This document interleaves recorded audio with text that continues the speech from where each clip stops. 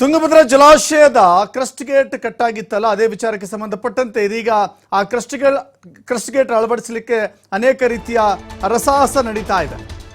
ಅಳವಡಿಕೆ ಮಾಡಲಿಕ್ಕೆ ತುಂಬಾ ಕಷ್ಟ ಸಾಧ್ಯವಾದಂಥ ಕೆಲಸ ಇದು. ಜಲಾಶಯದಲ್ಲಿ ಸ್ಕೈ ವಾಕ್ ತೆರವುಗೊಳಿಸಲಾಗಿದೆ. ಅಧಿಕಾರಿಗಳು ಕ್ರೇನ್ನ ಸಹಾಯದೊಂದಿಗೆ ಸ್ಕೈ ವಾಕ್ ಅನ್ನು ತೆರವುಗೊಳಿಸಲಾಗಿದೆ. ಇವತ್ತಾಗದೆ ಹೋದರೆ ನಾಳೆ ಗೇಟ್ ಅಳವಡಿಕೆ ಕಾರ್ಯ ಆಗ್ಬೋದು. ಈಗಾಗಲೇ ಕತ್ತಲಾಗಿದೆ, ಅಲ್ಲಿ ಬೇಕಾದಂಥ ನೀರಿನಲ್ಲಿ ವ್ಯವಸ್ಥೆ ಇರೋದಿಲ್ಲ ಅಥವಾ ಲೈಟಿನ ವ್ಯವಸ್ಥೆ ಇರೋದಿಲ್ಲ. ನೋಡ್ತಾ ಇದ್ದೀರಿ ದೃಶ್ಯಾವಳಿಗಳಲ್ಲಿ ಸ್ಕೈ ವಾಕ್ ಏನಿದೆ, ಆ ಸ್ಕೈ ವಾಕನ್ನು ತೆರವುಗೊಳಿಸಲಾಗಿದೆ. ಕ್ರಸ್ಟ್ ಗೇಟ್ ಅಳವಡಿಸಲಿಕ್ಕೆ ಅನುಕೂಲ ಆಗಲಿ ಅಂತ ಹೇಳಿ ಸ್ಕೈ ವಾಕನ್ನು ರಿಮೂವ್ ಮಾಡಲಾಗಿದೆ. ಈಗ ನಾಳೆಗೆ ಬಂದಿರುವಂಥ ಸ್ಟಾಪ್ ಲಾಕ್ ಗೇಟ್ ಏನಿದೆ ಅದನ್ನು ಇಂಟ್ರಡ್ಯೂಸ್ ಮಾಡಬೇಕಾಗತ್ತೆ, ಅದನ್ನು ಕೆಳಗಿಳಿಸಬೇಕಾಗತ್ತೆ. ಸೊ ಅದಕ್ಕೆ ಬೇಕಾದಂಥ ಪೂರ್ವ ಸಿದ್ಧತೆಯ ಭಾಗವಾಗಿ ಎಲ್ಲ ಕೆಲಸಗಳು ನಡೆದಿದ್ದಾವೆ.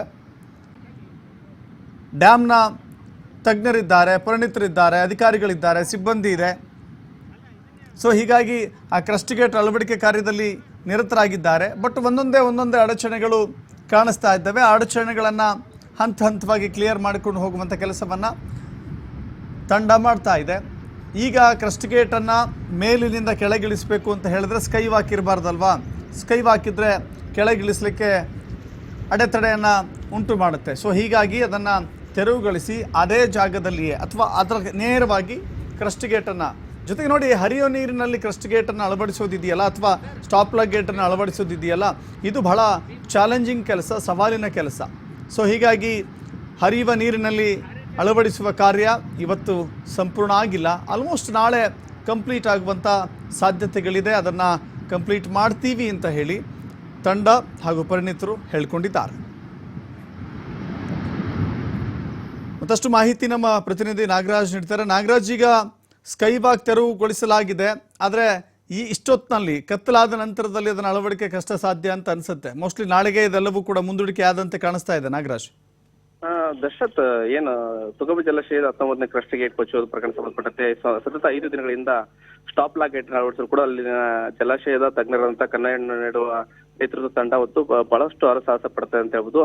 ಆದ್ರೆ ನಿನ್ನೆ ಸಂಜೆ ವೇಳೆಗೆ ಅದನ್ನ ಏನು ಸ್ಟಾಪ್ ಲಾಕ್ ಗೇಟ್ ಅಳವಡಿಸುವ ವೇಳೆಯಲ್ಲಿ ಸ್ಕೈ ವಾಕ್ ಗೇಟ್ ಅಡ್ಡಲಾಗಿ ಬಂದಿತ್ತು ಮತ್ತು ಅದರ ಜೊತೆಗೆ ಬೀಮ್ ಕೂಡ ಒಂದು ಬೀಮ್ ಇದೆ ಅಡ್ಡಲಾಗಿ, ಅದು ಕೂಡ ಬಹಳಷ್ಟು ಅಡೆತಡೆ ಆಗಿತ್ತು. ಆ ಕಾರಣಕ್ಕಾಗಿ ಆ ತಾಂತ್ರಿಕ ತೊಂದರೆಯಿಂದಾಗಿ ನಿನ್ನೆ ಸಂಪೂರ್ಣವಾಗಿ ಈ ಗೇಟ್ ಅಳವಡಿಸುವಂತ ಕಾರ್ಯವನ್ನು ಸ್ಥಗಿತಗೊಳಿಸಲಾಗಿತ್ತು. ಇವತ್ತು ಬೆಳಗ್ಗೆಯಿಂದ ಸ್ಕೈ ವಾಕ್ ಗೇಟ್ ಅಂತ ಬರ್ತೀವಿ, ಅಂದ್ರೆ ಏನು ಜಲಾಶಯದ 19 ಕ್ರಸ್ಟ್ ಗೇಟ್ ಇದೆ. ಕ್ರಸ್ಟ್ ಗೇಟ್ ಮೇಲ್ಭಾಗದಲ್ಲಿ ನೋಡ್ತಾ ಇರ್ಬೋದು, ಆ ಸ್ಕೈ ವಾಕ್ ಗೇಟ್ ಅನ್ನ ಸಂಪೂರ್ಣವಾಗಿ ಕಟ್ ಮಾಡಿ ತೆರವುಗೊಳಿಸುವಂಥದ್ದು. ಯಾಕಂತಂದ್ರೆ ಏನ್ ನಾವೀಗ ಸ್ಟಾಪ್ ಲಾಕ್ ಗೇಟ್ ಅಳವಡಿಸ್ಬೇಕಂದ್ರೆ ನೇರವಾಗಿ ಅದನ್ನ ಏನು ಗೇಟ್ ಅನ್ನ ಕ್ರೇನ್ ಮೂಲಕ ಇಳಿಸಬೇಕಾಗಿರುತ್ತೆ. ಆದ್ರೆ ಅಂತ ಸಂದರ್ಭದಲ್ಲಿ ಇದು ಸ್ಕೈ ವಾಕ್ ಗೇಟ್ ಕೂಡ ಅಡ್ಡಲಾಗಿ ಬರ್ತಾ ಇತ್ತು, ಇದು ತೊಂದರೆ ಆಗ್ತಾ ಇತ್ತು. ಸ್ವಲ್ಪ ಹೆಚ್ಚು ಕಡಿಮೆ ಕೂಡ ಆದ್ರೆ ಬ್ಯಾಲೆನ್ಸ್ ತಪ್ಪಿ ಅದು ಕೂಡ ಜಲಾಶಯದ ತಡೆಗೋಡೆಗೆ ಅಂದ್ರೆ ಡ್ಯಾಮೇಜ್ ಆಗುವಂತ ಕೆಲಸ ಆಗ್ತದೆ. ಆ ಕಾರಣಕ್ಕಾಗಿ ಅದನ್ನೆಲ್ಲ ತೆರವುಗೊಳಿಸಿರುವಂತದ್ದು. ಈಗಾಗಲೇ ಅಂದ್ರೆ ಸಂಜೆ ಆಗಲೇ 7 ಗಂಟೆ ಆಗಿದೆ.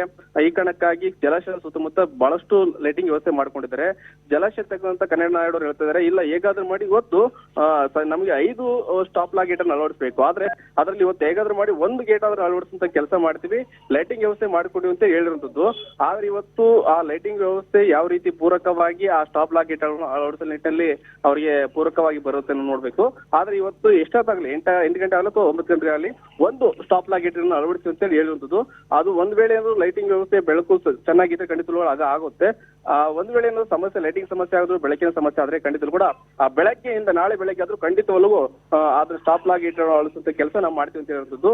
ಒಟ್ಟಾರೆ 5 ಸ್ಟಾಪ್ ಲಾಕ್ ಗೇಟ್ ಅನ್ನು ಅಳವಡಿಸಬೇಕು, ಅದರಲ್ಲಿ ಇವತ್ತು 1 ಮಾತ್ರ ಅಳವಡಿಸಿ ಅಂತ ಹೇಳ್ಕೊಂಡಿದ್ರೆ. ಆದ್ರೆ ಆಗಲೇ ಸಂಜೆ ಆಗಲೇ 7 ಗಂಟೆ ಆಯ್ತು. ಆದ್ರೆ ಬೆಳಕಿನ ಸಮಸ್ಯೆ ಇರೋದ್ರಿಂದ ಏನಾದ್ರೂ ಲೈಟಿಂಗ್ ಬೇರೆ ಲೈಟಿಂಗ್ ತೆಗೆದುಕೊಂಡು ಬಂದು ಅಳವಡಿಸ್ತಾರ ಅಥವಾ ಬೆಳಗ್ಗೆ ಮುಂದೂಡ್ತಾರ ಕಾದು ನೋಡ್ಬೇಕಾಗಿರ್ತದೆ. Darshan, yes, thank you Nagaraj.